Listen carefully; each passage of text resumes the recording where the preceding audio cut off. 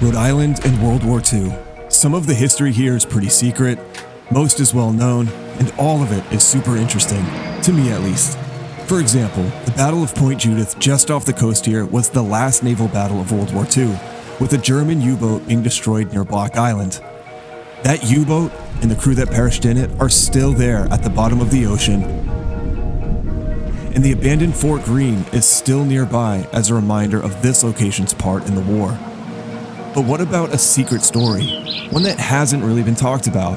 Perhaps one on a quiet little street like this? Hey, you're in luck. I got one. And I came across it completely by accident while walking through my library of Rhode Island history, which I definitely didn't just make up and shoot in front of a green screen for this bit. You think I'd set up a full studio just so I can make a fake library? I don't think so. Anyway, in this tiny little state, we had a great big military secret, arguably the most powerful radio listening station in the United States. Not in Providence here, but way out in the town of Scituate, Rhode Island. Capable of picking up German tank communications in North Africa and Japanese movements in the Pacific, among many others. Welcome to the Chopmist Hill Listening Station. Now, before we jump right into this, you're probably wondering, what is a listening station? In simple terms, it's a station with a bunch of radio equipment used to intercept enemy radio transmitter communications. Highly important things like spy locations, troop movements, and attack plans. 1940, that's when these listening stations began popping up around the United States as part of the FCC's new Radio Intelligence Division, which monitored radio transmissions for national security in the lead up to and during World War II. The RID was basically a detective agency that worked with the US Army, Navy, FBI, and State Department. Its business was counter-radio-espionage. Nice. You think that sounds cool? Hold up, it gets cooler and warmer. In the fall of 1940, a year before Pearl Harbor, the RID sent radio technician Thomas B. Cave to find a hilltop in southern New England that could serve as one of 13 listening posts to detect radio transmissions from German spies in the United States. He checked out a few spots, but then Tommy Boy found Chopmist Hill here in Scituate, Rhode Island, specifically a 183-acre farm with a 14-room farmhouse. This exact house, actually. He figured this would be a good spot since, at the time, there were no power lines or other factors that would interfere with radio signals. So with Thomas Cave's recommendation, the US Army leased the land and began turning this into a listening station. Hey, welcome to Spy Structures 401, where I'll show you how to build a listening station just like this one. Trust me, it's super cheap and easy. First, dozens of telephone poles, but make sure you sink them below the tree line so they can't be spotted. Then get about 85,000 feet or 16 miles of antenna wire around the poles and wired into the house. Trust me, you'll need all that for the 9 giant Rondeck antennas that look like this, and the 2 Adcock radio direction finders so you can determine the source of shortwave signals. You're going to need staff and extremely advanced radio equipment. I'm not sure the exact gear. The RID's wartime files will be declassified in 2049, so I'll get back to you on that. Oh my god, hey, congrats on having your own Chopmist Hill listening station. As for the actual listening station, once it was up and running, operators discovered that due to some geographic and atmospheric anomalies, along with their equipment, Chopmist Hill in Scituate was able to pull in radio signals, even weak ones, from around the world. A Providence Journal article published after the war in 1945 and with permission from the FCC revealed that the Scituate station could receive messages sent by the enemy which no other secret station anywhere could pick up. This station kept tabs on 400 enemy transmitting stations on the air every day, and coded messages were recorded on discs sent to Washington's Black Chamber for decoding. How good was this station? Oh, it was good. Operators here were able to pinpoint the location of any transmission in the US within 15 minutes. In one test that the RID ran, it set up a fake German spy transmission by hanging a wire outside a window at the Pentagon and tapping some Morse code. Scituate, Rhode Island reported a spy in the Pentagon within 7 minutes.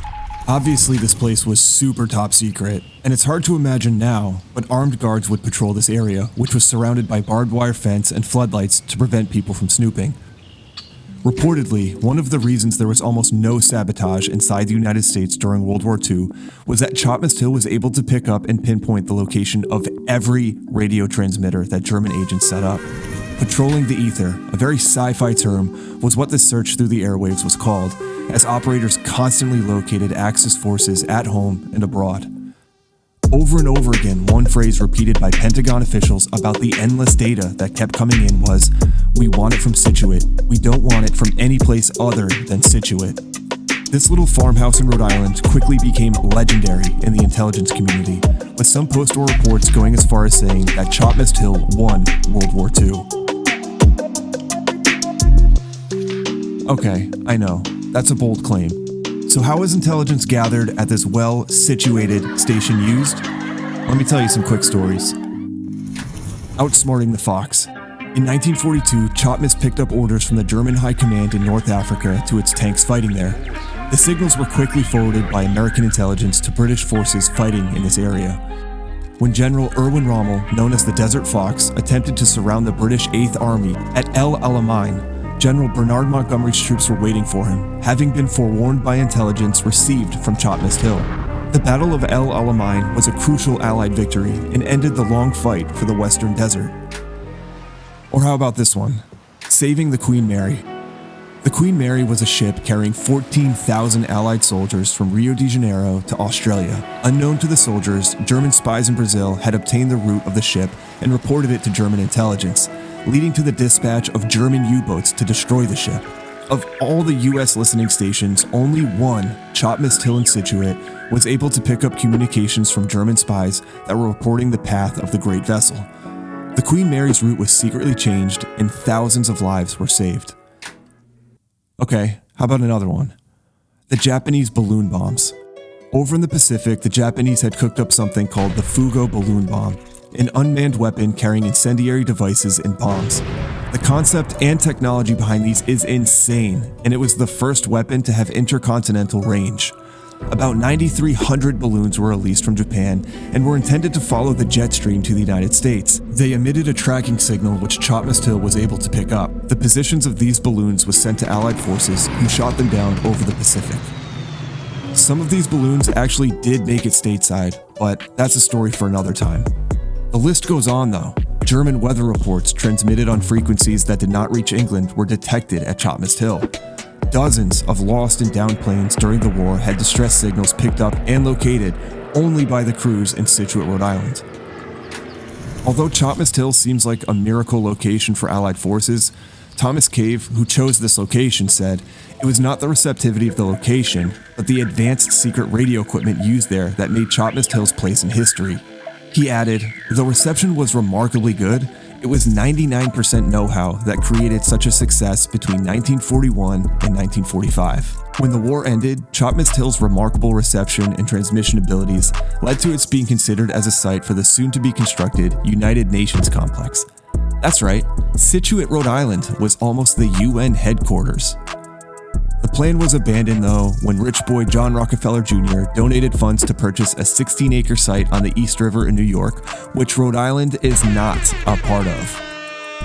Today, the farmhouse is a private residence, but next door there's a giant abandoned reminder of what used to be here.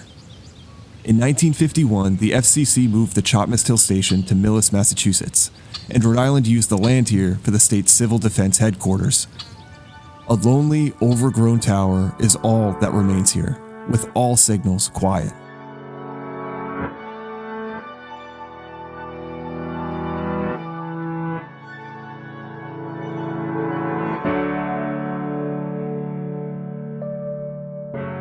Can Chopmist Hill still pick up transmissions like it used to? Sadly, no. In a Providence Journal article from 1981, Anthony Gates, a former Navy radioman, says, "The problem with Scituate now is one of population growth. There are a lot of new homes, buildings, and factories in the area, all of which tend to produce extensive interference with radio signals. That was not the case in the 1940s. Despite its significance in World War II, Chopmist Hill has returned to being a quiet and unassuming spot in Scituate. It will never return to its former glory, but just the fact that we had something like this here in Rhode Island is amazing."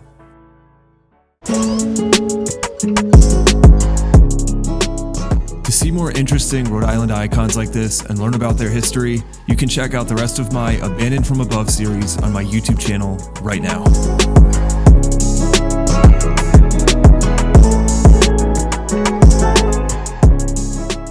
Thank you very much for watching.